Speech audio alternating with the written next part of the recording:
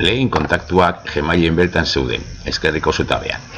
Orain, jesuiten menu orokorretik abiatuko gara kontaktuaren bila.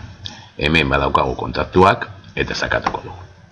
Kontaktuak erabiliko ditugu, ditugun lagunak edo lankideak antolatzeko. Hemen, lehen orokorrean, ikusi alduzuenez, hemen lehenengo botoia da sortu kontaktu bat, eta ezkerrean badaude eginda etiketa batzuk.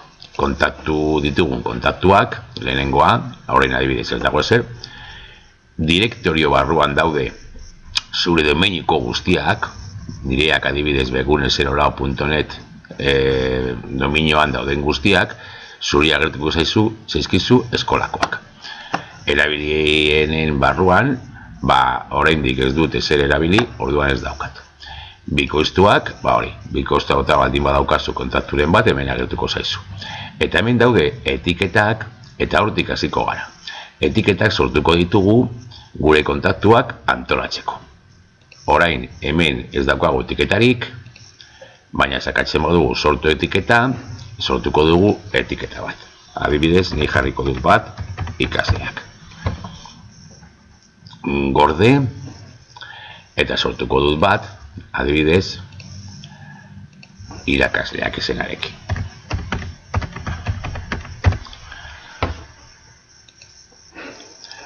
Behin sortuta, bi etiketak joango gara gehitzen bakoitzean kontaktu batzuk. Sakatzen badugu ikasleak etiketan, eta sortu kontaktua jarriko ditugu dagozkien datuak. Kasu honetan, ni jarriko dut ikasle 01, abizena, eta bere helbide elektronikoa.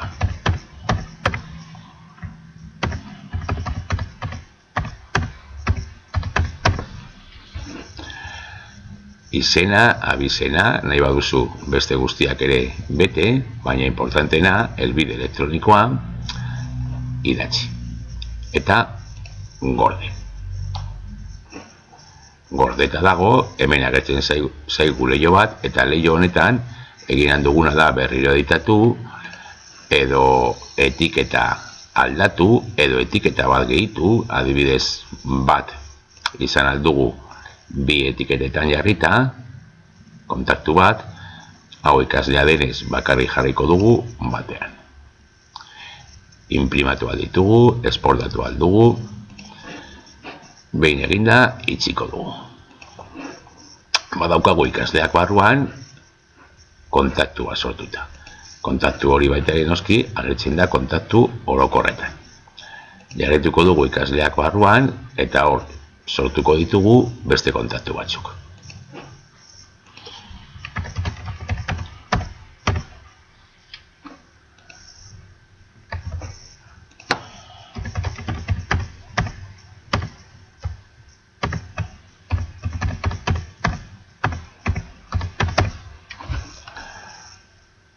Gordeko dugu eta sortuko dugu beste bat.